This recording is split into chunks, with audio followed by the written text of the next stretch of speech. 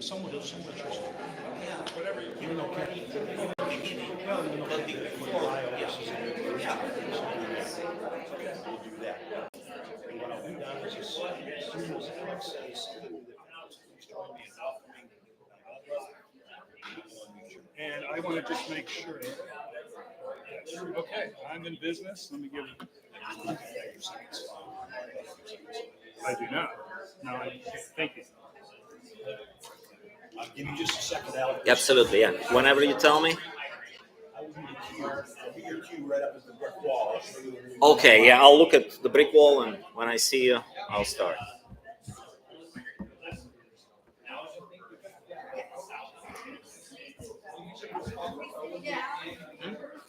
Yeah, we are about to start.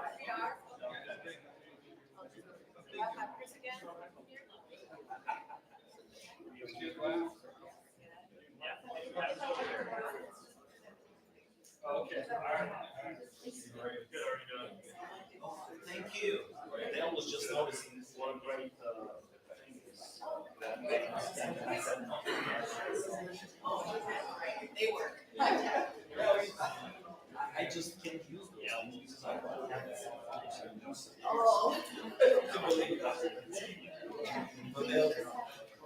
Shall I start? I always start. Welcome everyone to the second session of the 2025 Free Market Roadshow stop at Northwood University in Midland, Michigan. I'm Dr. Alex Tokarev, a professor of economics and philosophy at Northwood, America's free enterprise university. It is my honor to welcome today a former student of Northwood. Don Gottwald graduated in 1988, right? Reagan was the president at the time, and now you come to speak to the second Reagan presidency. Okay, so we are here to find out what entrepreneurs. Don is a very successful entrepreneur, and by the way, he is also the person who generously donated so we can create our course on free enterprise. The economics faculty has produced, and Professor Moots, some wonderful videos that you can guys all watch online. All the codes are here on the stage with us. I'd like to thank Dr. Tim Nash, the director of the McNair Center, who is the sponsor of the event this spring.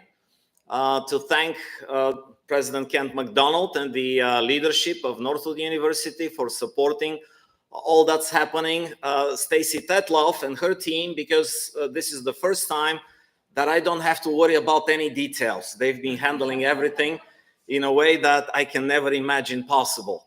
And of course, Dr. Dale Mechik, who's been running the freedom seminars for, I don't know, 50 years? Okay, well, thank you everyone, and let's welcome Don Gottwald to the stage. Thank you, Alex. Good morning, everyone. Not quite 50, Dale, but I have had Northwood as a part of my life for more than 40 years. So when I say it is an honor to be here, that is not an understatement. So thank you for joining me this morning.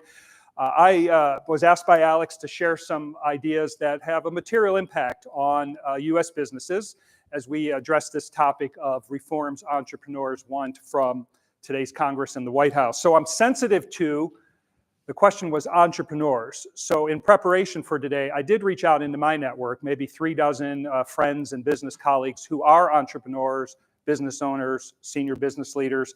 So I have their feedback to mix with my own perspectives and biases to share with you today. So let's get to it. Here's my approach. First off, I'm going to start with a baseline assumption. We'll hit on some key reform areas from the really many options here. I will give you some specific context or some context for why I think those are important areas of reform. The data I'll use will be round numbers, so directionally right, not precisely wrong. We'll hit on a few specifics, and then we'll end with hopefully your key takeaways and Q&A. So years ago, when I first entered the workforce, someone shared this tip with me. It's kind of relevant for events like this, which is whenever you're seeing a host of speakers or maybe a training day at work or a conference, business related, look for at least one meaningful, tangible takeaway from each session. So that's my urging of you today, at least one tangible takeaway from each of the speakers, and know that forewarned is forearmed on this topic. Is that fair? All right, so let me start by addressing that baseline assumption by answering the question, what should entrepreneurs want from their government? And I would argue in any competitive activity, whether that be the game of business or team sports, board games, esports, game shows, here's what the participants should want. They should want first, a level playing field, clear and stable rules, impartial officials to enforce those rules, and then an environment that lets the participants determine the outcomes, where non-participants don't get to pick the winners and losers. But what if you could tilt the wheel in your favor? Anyone know what this is? Yeah, okay, you're nodding your head. Thank goodness. I did test this with young people before I tried it, right? The Wheel of Fortune game show, okay? Contestants spin a wheel, they try to accumulate prizes and cash, solve word puzzles. There's a couple negative tiles on that. Bankrupt, lose a turn. What if with a nudge and a wink, the show's producers, when it was your turn, said, we're gonna peel those tiles off, and even better, we're gonna put extra on your opponents. Sounds good. Materially increases your odds of winning the game. But now round two comes around, and with a nudge and a wink to your opponent, they give you 3 bankrupts, right? So all your benefits went out the window. Metaphorically, any entrepreneur that thinks he or she wants the field tilted in their favor, I would tell them, remember, if they can tilt it your way today, tomorrow they can tilt it away from you, okay? All right, so this idea of government reforms, a bit of a boil the ocean exercise. Negatively, you can say, my God, where do I start? There's just so many options. The glass half full version of that is Alex gave me a target-rich environment, okay? So if you know the Wheel of Fortune, who can tell me what this is? Shout it out.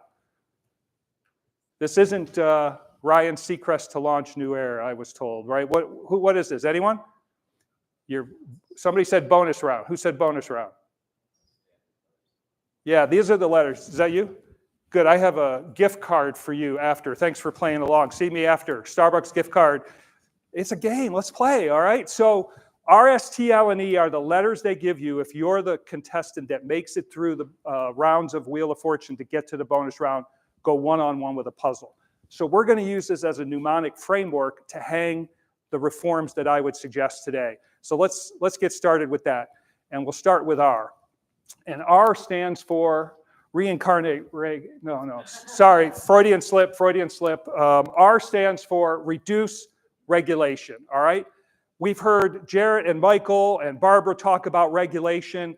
Let me give you some context, as I said I would, for why this is an area ripe for reform. Let's start with recent regulations. And the American Action Forum estimated that the Biden administration, the most recent completed 4-year administration, put in place more than 1,100 new regulations. What about his predecessor? Trump in his first administration, nearly 1,300 new regulations. Now, granted, the economic impact of the Biden administrations were exponentially more severe, but at the end of the day, in just the last 8 years, look at the amount of restrictions, rules, regulations we've put on the economy. Where do these come from? Federal agencies. So here's a trivial question for you. How many federal agencies are there? This has made headlines recently, so someone's got to know. Give me an answer, give me an over-under, just somebody. This is the interactive part of the program, folks, okay? Someone give me an answer. 300. 140. Anyone? Higher? Lower? 500. All right. One last guess. Anybody? 1,000. Yeah, he's trying to go, $1 without going over, right? Best I can figure out is somewhere between 430 and 440. So you two guys get a gift card at the end. Please see me at the end, okay? 430 to 440 federal agencies wreaking havoc, sorry, Freudian slip, putting their impact on the United States. Congress only passes about 100 new laws a year, though. So how does that happen? That's this idea of the administrative state, where these federal agencies put thousands of new rules, some of them final, some of them proposed, each year on the US economy. Our friend Professor Hayek talked about this in his introduction to the American version of The Road to Serfdom when he said, increasing tendency to rely on administrative coercion is likely to influence policy for a long time to come. Wow, 80 some years later, here we are and looking at the impact of decades of growth of the administrative state in the United States. Someone else who's written about this is current sitting US Supreme Court Justice Neil Gorsuch in his recent book, Overruled. And I love this subtitle, The Human Toll of Too Much Law, where he basically tells a handful of stories of everyday Americans, small business owners, and the impact on their lives and livelihood of all the regulation that's imposed on the economy. One example he gave is of an apple orchard, Indian Ladder Farms apple orchard outside of Albany, New York. It's a fifth generation family business. And the New York Times did a study a dozen years ago or so, maybe 10 years ago, and they estimated there were 5,000 rules, restrictions, regulations that impact apple orchards alone. Some of them very well-meaning, employee safety, food safety, and others just quite absurd, right?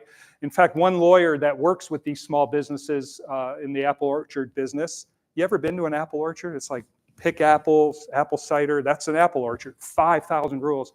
Said this ever stricter regulations are putting these businesses out of business. And we'll talk about it here, but you can go to industry after industry where the regulatory burden is tremendous. For this apple orchard, that Indian Ladder Farms, they estimate tens of thousands of dollars it cost them just to comply, okay? It'd be one thing if you bought an apple orchard or started an apple orchard and they gave you a book, said, here's all the rules you got to follow, right? It's just like you open the game of Monopoly and they give you the rules. Well, that's not so. All the regulations are not in one place. In fact, one estimate suggests if you could find them, it would take you 3 years to read them all, let alone comprehend them. And what about regulatory crimes? Yes, crimes. We have criminalized a lot of this regulation, fines, penalties, jail time, to the point where literally dozens of federal agencies have full law enforcement capabilities. What does that mean? Badge-wielding, gun-toting, body armor-wearing agents of whatever agency can show up at your house or your place of business, in addition to FBI, police, etc. How many regulatory crimes? One estimate suggested 300,000. In fact, one lawyer in Gorsuch's book estimates that everyday Americans, the average American every day commits 3 felonies. They probably just don't know it, okay? All right, so now a word on licensing, and Michael and Jarrett covered this and we just met today. So you can call it either confirmation bias or validation, depending on your perspective, but there's a lot about licensing. They talked about occupational licensing, but there's also business permitting, business licensing required. They did a tremendous job. I won't belabor the point, but they can act beyond competency and safety to being de facto barriers to new entrants. And a lot of research suggests they actually restrict mobility and growth in the US, right? A person that's licensed here has to go sit for another board in another state.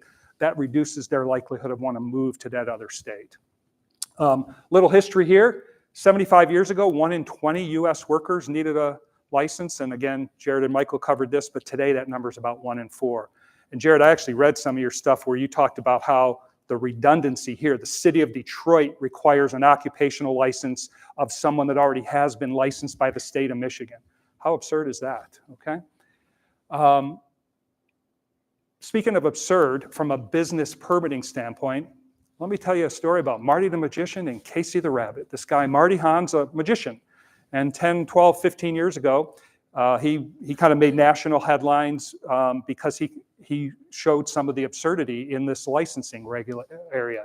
He basically is a young adult doing children's magic shows. And one day after such a performance at a local public library, he is approached by a badge-wielding federal agent who says, show me your license. He says, license for what? And she says, for your rabbit. He says, I didn't know I needed a license for my rabbit. That's because Marty was not aware that in 1966, Congress had passed the Animal Welfare Act, aimed at research animals. Marty's a magician. They amended it later for exhibitors, carnivals, circuses, and zoos, and that seems reasonable.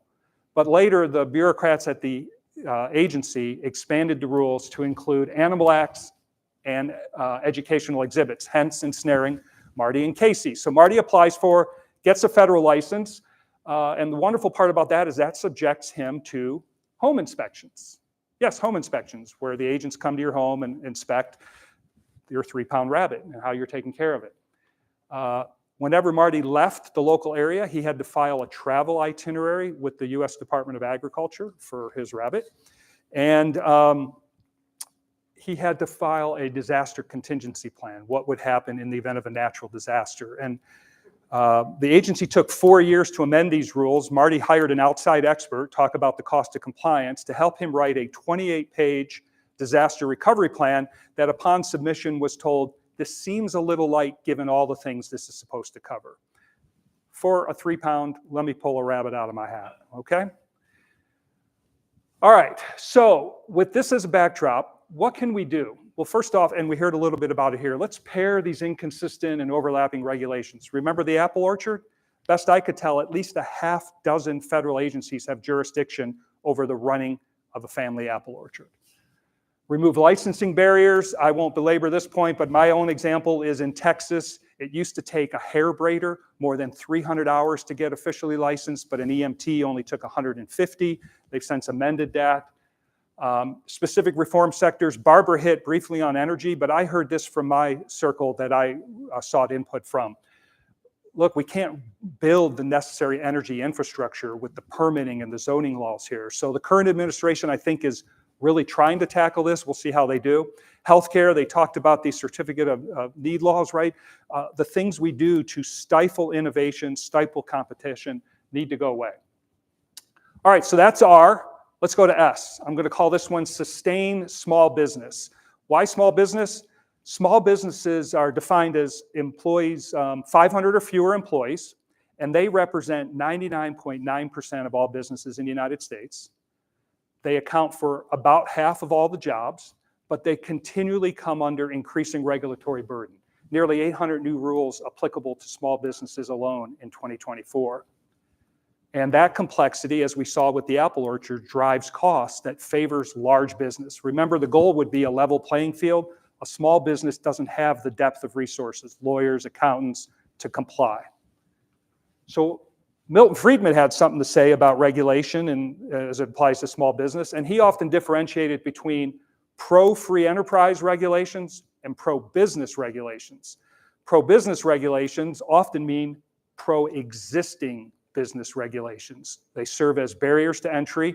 Often the exams for occupational licenses are administered by current practitioners. In other words, if I approve you, you're going to be a competitor to me. So maybe that puts up a little bit of a wall in the licensing area. This creates concentration issues. The Great Recession, the Great Financial Crisis of 08-09, ring a bell with anyone? Post that, we really went hard regulatory-wise at the banking industry with this concept of we got to make sure nobody's too big to fail, creating systemic risk in the economy. Let's take a look at all the regulation we put on the banking industry. What happened to the banking industry post the Great Financial Crisis? Well, ever since, the number of new applicants for bank charters has gone to near zero compared to prior to the crisis. Many of them went out of business. Small community banks surrendered their charter or got merged. And then on top of that, probably the single biggest metric that's relevant here is just look at market concentration. We went from in 2007, 24%, so about 1/4 of all federally insured banking deposits in the top 5 largest banks in this country. 15 years later in 2022, the top 5 banks held 37% share. So about a 50% increase in share, even with all this regulation meant to make sure that didn't happen. So what could go wrong, right? All right. So what do we do on the small business side? Streamline regulation, we've touched on that. I heard a couple of my friends say, there are some good programs out there, and I was a little bit skeptical, so I did a little bit of homework myself. The Small Business Administration Loan Program is actually a net positive to the U.S. taxpayer. Apparently we make a little bit of money on this. So how can that be in a world where many of these programs do not produce the desired outcomes? How could it be that these SBA loan program might be successful? And we kind of speculated, me and a couple friends, that there's a dose of accountability in this program you don't often find in a government program. Applicants for a small business administration loan trying to buy a small business need to sign a personal guarantee, and they pledge their home if they have one as collateral. In other words, they have skin in the game, which isn't always true. So there might be something worth looking into here. And then simplify selling to government. I heard this over and over. It is so hard to sell to the government. And the government at all levels is some of the largest consumers of goods and services in this country. But small businesses don't have the resources to comply. And so oftentimes they don't get government contracts. So sustain small business. All right, RST, tackle tax reform.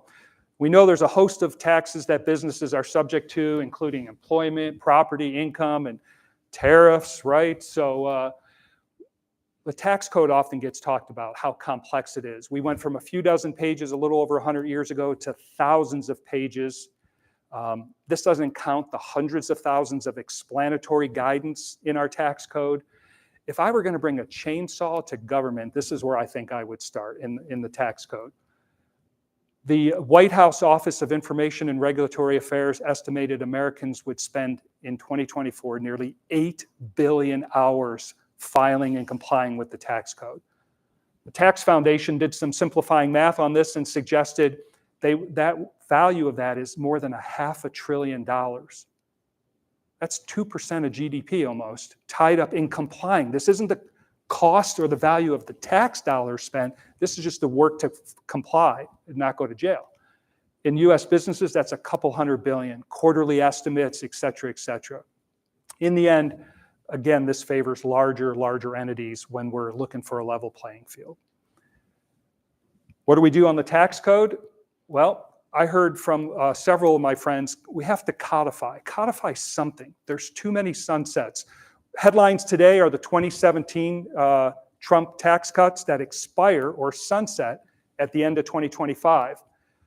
If you're trying to do a business case, a financial planning for some major investment that's going to drive growth, a plant, R&D, hiring new employees, and your planning horizon spans a change in the tax code that you don't have certainty around, it's really difficult to plan and make that investment.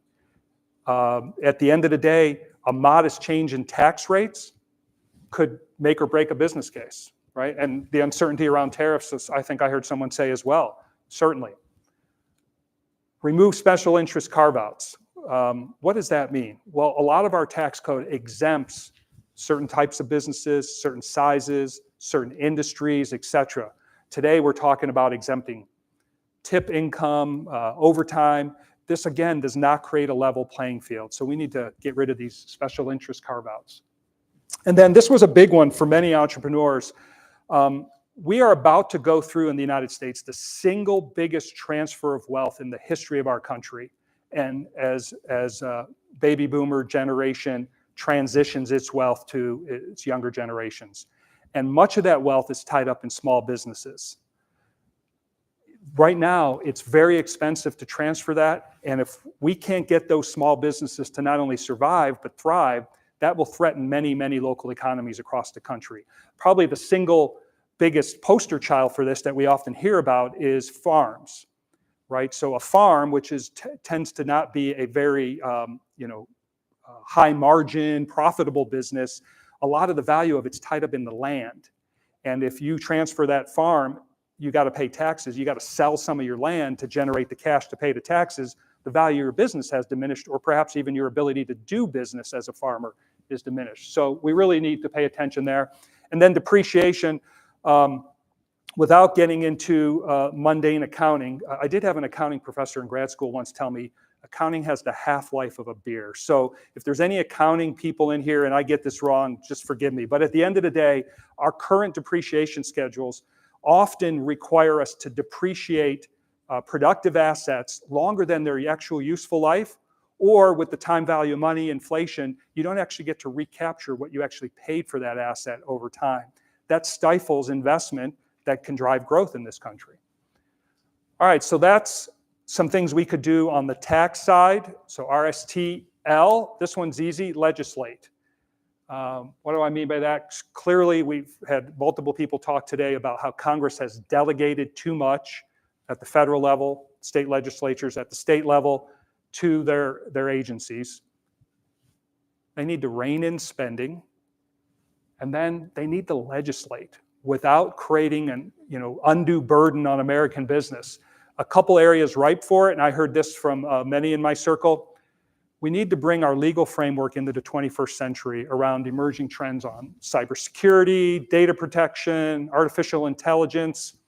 And then I'm going to put this one out here, legal immigration. Alex, you and I were talking about this just briefly this morning. A lot of emphasis gets put on illegal immigration, right? The borders, and rightly so, perhaps. But what about legal immigration? This is a topic Congress hasn't touched in 35 years. Think about how much our economy, our population has grown in that period of time, and yet we haven't had an opportunity to address legal immigration that we need to grow our economy. Right now, a lot of emphasis when you talk about legal immigration gets put on, I'll call it digital age workers, H-1B visa programs, etc. But we need unskilled workers and skilled tradespeople. Someone said plumbers earlier, maybe it was Barbara. At the end of the day, we are currently today tens of thousands of plumbers, electricians, HVAC technicians short, and with the looming wave of retirements over the next decade, we're going to be even more short. Legal immigration is one way to address this. Congress hasn't acted. They need to do so. All right, RSTLN. This one's really easy. Nix the nonsense. That's what business leaders told me, right? We haven't had a balanced budget since 1996. Government shutdowns, right? We're going to hear more about that this summer because we barely funded the government. Looming debt ceiling, right? We all know we're up against the federal debt ceiling right now with record levels. Crony capitalism, picking winners and losers, lobbyists to tilt the wheel back towards our favor, and now targeting people and firms. Entrepreneurs are saying unequivocally, just nix the nonsense. This is silliness. Okay, so RSTN and E, and this one I need a little literary license because E is for eliminate debt and deficits, all right? We haven't had a balanced budget since 2001, so going on 25 years. They're late and they're not balanced, running up the deficit. Congress, they have a job to do, but they only get to play with 20% of the federal budget. The rest is caught up in Medicare, Social Security, and interest on the national debt. And we know we're at record levels of national debt and up against the congressionally mandated debt ceiling. So how did we get here? Well, President Biden increased the national debt $8.5 trillion, right? His predecessor, $7.5 trillion in Trump's first administration. That means in 8 years in a country that's about 250 years old, we've put on nearly half the debt in just 8 years. Business leader after business leader says a lack of fiscal sustainability is a universal risk. It doesn't matter which side of the aisle you're on, what letters hanging after your name. This is a risk to every American and every American business, large and small. We need to get our house in order. Okay, I said R, S, T, L, N, and E, and then when you get to the bonus round, in addition to those givens, you get to pick, and I've chosen the letter C because I heard a lot of words that start with C from my network. We need more certainty, clarity, better consistency, stronger communication, just a better culture, more character, and definitely more compromise. But even with this word salad, the word I chose was civility. I believe we have a real opportunity, and what business leaders need from their government more than anything right now is for it to cultivate a culture of greater civility. I'm going to tell you a quick story. So this goes back to 2016. My oldest son was then a freshman in college, so he was 18 years old, and this is the fall leading up to the November election between Donald Trump and Hillary Clinton, okay? You've heard of it, you've studied it.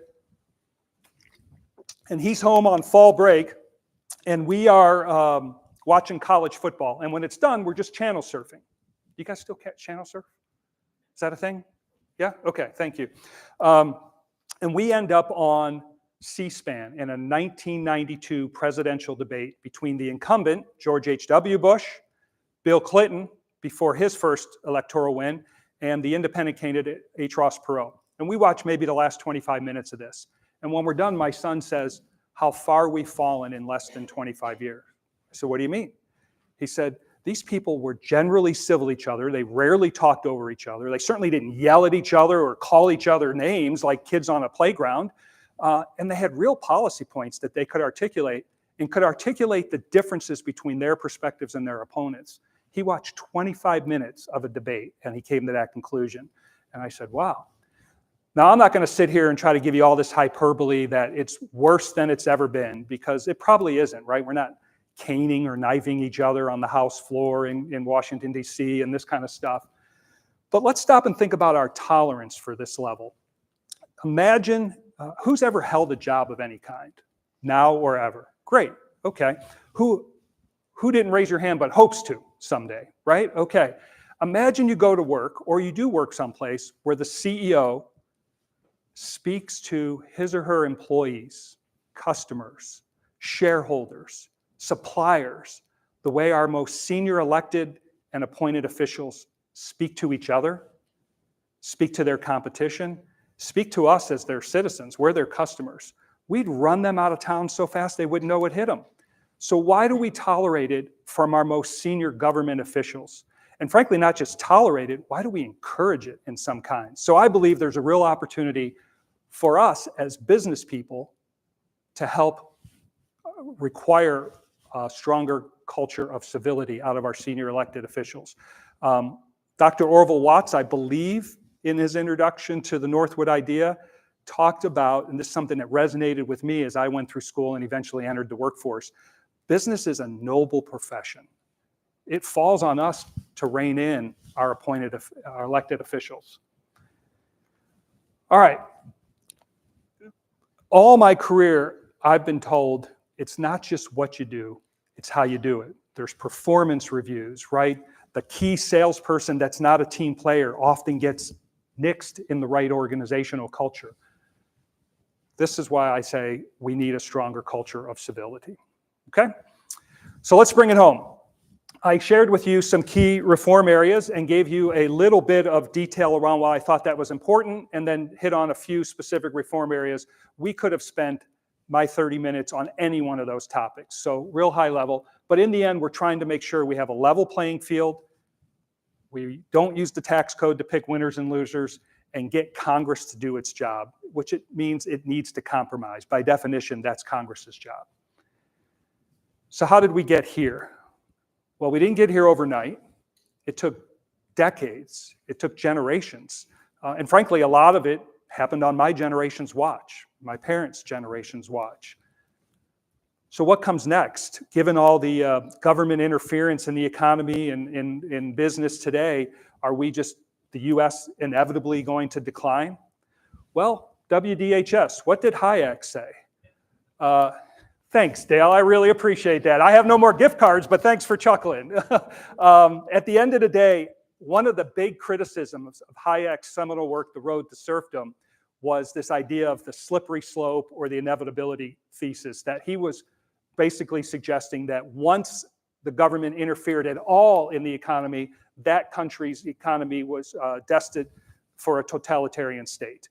And he said, no, that's not at all what I'm saying. Left unchecked, that would happen naturally. But realistically, humans could stand up and say, I don't like this direction, and do what's necessary to reverse course. So what's my prescription for change? Frankly, it's with, particularly the students in this room, right? You are the next generation of entrepreneurs, business owners, business leaders. What will you do? Will you stand by and watch what's gone on over the last decades and generations, or will you agitate for the types of change that we've highlighted here today? And I'll leave you with a closing thought. I'll dig into my playlist. I'm a big music fan, and I'm going to share from Coldplay, the band Coldplay. One of their first hits was a song called Clocks, and in that they sang a lyric, am I a part of the cure, or am I a part of the disease? I hope personally to be part of the cure, and that's one reason I find so much energy being with all of you here today. I hope you'll choose that as well. Otherwise, wait for it. Here's another cliche. You will remain part of the tyranny of the status quo. So thanks for sharing your time with me this morning. I will wrap up by saying we have, I think, time for Q&A or takeaways, or are we doing that at the end? We want to do it. I mean, we have 5 minutes, maybe a couple of questions. Okay. So if anyone's brave enough, I have more fabulous prizes to share one of their key takeaways. My bar for myself was pretty low. Hey, some guy who used to go to school here, he talked about the Wheel of Fortune and Coldplay. But has anybody got something better than that? What is a key takeaway from this discussion on reforms business people need from their government? Anyone? I won't do that. Anyone? Anyone? All right. I have one. Thanks, Kent. And I don't need if some of the students would like. No, thank you. Thank you, Alex. The volume of regulations is astonishing to me. I've been filing for 6 years here in America, and I pay a lot of money to BDO to do my taxes. Any thoughts on the simplification of the IRS and our filings? There have been, single tax has been brought up. What are your entrepreneurial colleagues telling you? Because if it takes me the money I have to pay and the time for BDO to file it, it's about a 3/4 of an inch thick, and we're not that complicated. From a business point of view, I suspect it must be just overwhelming how much time and energy and costs. Yeah, I wouldn't even be able to tell you what size wagon you would need for the corporate I worked for needed, but I know as a small business owner, my tax returns are 3 or 4 inch thick, and it's a small furniture business, right? We're not talking big public Fortune 100 company. Ken, interesting you asked that question because I did have, but took it out in the interest of time, on the tax potential reforms of a flat tax. Why not? From time to time this comes up. Steve Forbes and Stephen Moore were rattling about it again late last year. We say that can't happen, and perhaps given the starting point where we are today, it would be very difficult. So I'm not naive to say we could just wave a magic wand, but why not? Why is it so hard to do taxes? Why my sons who are in their 20s say, this is insane, the amount of things you have to go through to file the taxes. When I was a kid, it was 1040 easy until you were, working in a career, had a family, all that kind of stuff. So Ken, I think there's something there in that flat tax. I can't be exactly specific on how you would do it, but let's start somewhere. You talked about lowering taxes, making it easier. Just, hey, one simple calculation. I made this much times this. Here's what it means. I either withheld enough or I didn't. Write a check, get a check, send it in. For the overwhelming Americans, why wouldn't that work? For many small businesses, why wouldn't that work? Okay. My daughter was taxes this year for the exact same reason. It scared her, and last night I said, well, this is it. I mean, just a couple of days left. You have to do it now. Yeah. And she had a panic attack. Yeah. Yes. Greece, there was a joke maybe 10, 20 years ago. The only people that pay taxes are idiots in Greece because everybody else is in the gray market or, the black market economy. At some point, the system tips over on itself, and you'll have more and more of that in the U.S. tax. Okay. All right. Anybody else? A little addition. Thank you, Dan. You clearly pointed out that politicians obviously take for granted that the average citizen, or actually 99% of the citizens, are also cheating. And they are not. They're honest people who work hard. But the politicians have created, the bureaucrats have created a system just to make sure that no cheating is possible. And this is totally stupid. And thanks for bringing out all those regulatory burdens that we are facing. We are all honest. We don't need that. Yeah. For our students, I'll leave you with this thought as you enter your careers. In my business career, I would often ask the question about, are we really going to do the lowest common denominator thing? Are we going to assume the worst of our team members and create rules in our organization that govern to the lowest common denominator? Absolutely not. I didn't allow it in the businesses and the teams that I've managed, and I'd encourage the same from you. Expect the best and deal with those few outliers. Coach them back in or coach them out. Okay, yeah, question. Great, thank you.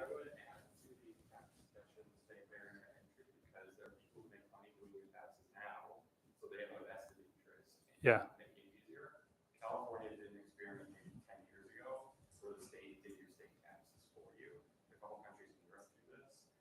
very high satisfaction with the program, but there was a lot of lobbying by TurboTax and Chicago Block to ensure that they passed again. Yeah. So for those that couldn't hear, basically the comment was around the entrenched cottage industry of all the people that help you, for example, with taxes, do tax preparation, and it's not in their best interest to simplify the tax code. Yep. You can ask me on the ride home, so unless you have something relevant for the student. Takeaway. Oh, And okay. the biggest takeaway is we have a job to do. And we All right. have the opportunity to get it done. All right, All we thanks, have to thanks, do Dad. is work at it. Thank you. All right. Is there any other question or any other takeaways? I will see the 3 people afterwards that get their gift cards, and I will keep my book because no students shared their takeaways. All right.